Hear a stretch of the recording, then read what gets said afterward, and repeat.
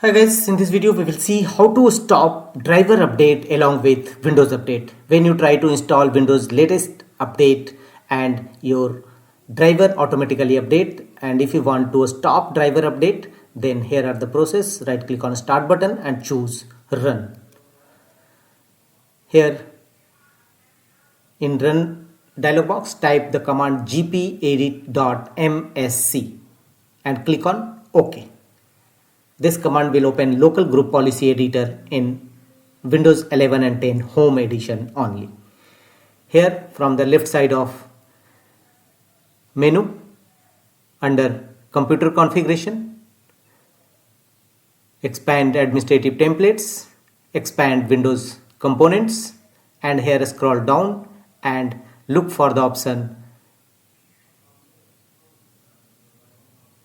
Windows update.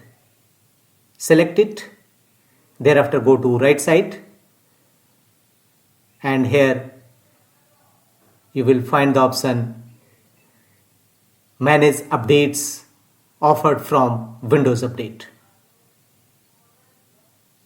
Apply a double click on it to open its properties, and here you will find do not include drivers with Windows update. Apply a double click on it to open its properties.